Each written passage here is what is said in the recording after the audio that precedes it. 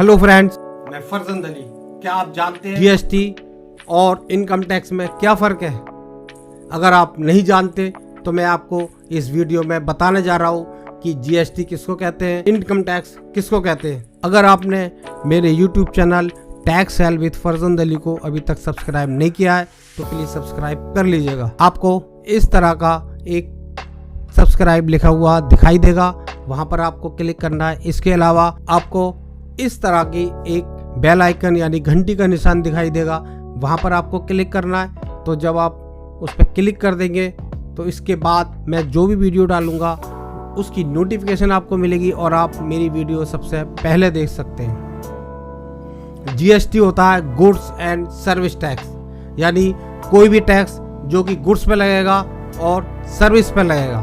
और income tax होता है जो आपकी इनकम पर लगेगा। तो अब गुड्स और सर्विस में क्या होता है, जैसे जो सेल टैक्स हुआ करता था पहले वो अब जीएसटी में आ गया है, और जो पहले सर्विस टैक्स हुआ करता था उसको भी जीएसटी में ले लिया है। यानी आप कोई सेल करते हैं और सेल पे जो टैक्स लगता है यानी सेल टैक्स लगता है तो वही जीएसटी होता है। या आप सर्विस को ही देते हैं और उस सर्विस पे जो पहले सर्विस टैक्स लगता था तो अब उस पर जीएसटी लगता है।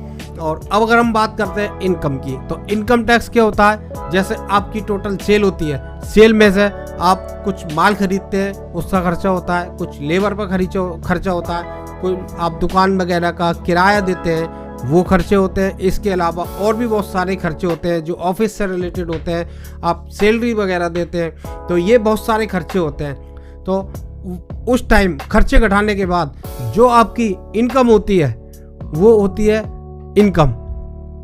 तो उस पर जो इनकम टैक्स लगता है वो इनकम टैक्स होता है। जीएसटी जो होता है वो एक इनडायरेक्ट टैक्स होता है जो कि आप अपने कस्टमर से या क्लाइंट से लेते हैं और गवर्नमेंट को जमा कराते हैं। जबकि इनकम टैक्स जो होता है वो आपकी एक खुद की इनकम होती है, तो उसको हम डायरेक्ट टैक्स कहते हैं। तो डायरेक्ट का मतलब आप खुद टैक्स देंगे और इनडायरेक्ट का मतलब होता है कि आप अपने कस्टमर से जो सेल की है आपने, सेल पर अलग अलग परसेंटेज के हिसाब से सेल टैक्स लगता है, वो आप टैक्स लेंगे और कलेक्ट करेंगे और गवर्नमेंट को जमा कराएंगे।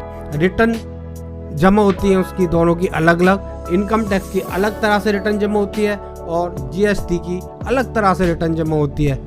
जीएसटी की रिटर्न कैसे जमा होती है आप हमारी दूसरी वीडियोस हैं उसमें देख सकते हैं कि इनकम टैक्स की और जीएसटी की रिटर्न कैसे जमा होती है। मैंने बहुत अच्छे तरीके से इन वीडियो में समझाया है कि आपको किस तरह से बहुत आसानी तरीके से आप इनकम टैक्स की रिटर्न जमा कर सकते हैं या आप जीएसटी की रिटर्न जमा कर सकते हैं।